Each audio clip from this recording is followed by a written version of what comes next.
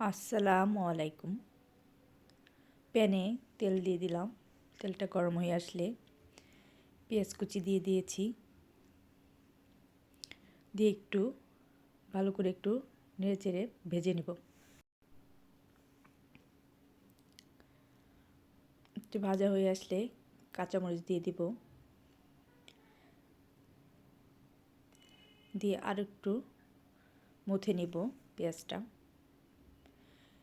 এরপর কেটে রাখা টমেটোগুলো দিয়ে দিলাম। দিয়ে আর একটু ভেজে নেব। ভাজা হয়ে গেলে হলুদের গুঁড়া, মরিচের গুঁড়া এবং ধনিয়া গুঁড়া দিয়ে ভালো করে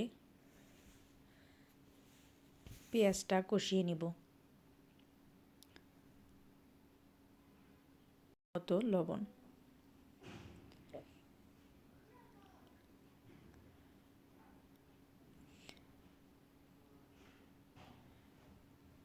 এদিকে পরিষ্কার করে ধুয়ে রাখা মরলা মাছগুলো দিয়ে দিলাম।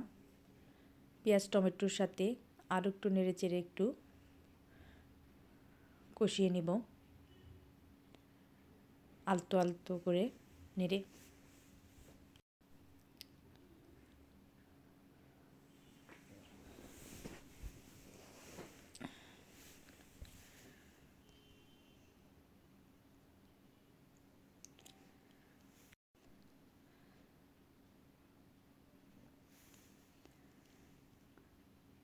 কষানো হয়ে আসলে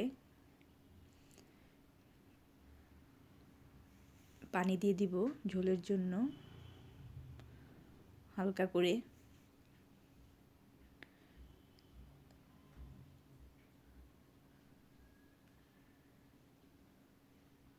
একটু নাড়াচাড়া করে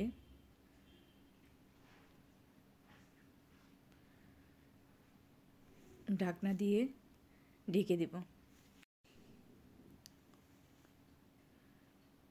কিছুক্ষণ পর ঢাকনা খুলে কয়েকটা কাঁচামরিচ দিয়ে দিব। একটু নাড়াচাড়া করে আবারও ঢেকে দিব।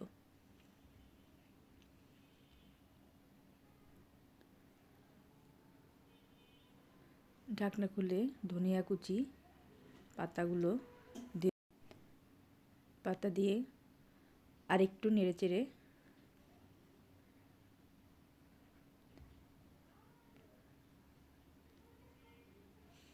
আর ঝোলটা আরেকটু শুকিয়ে নিব।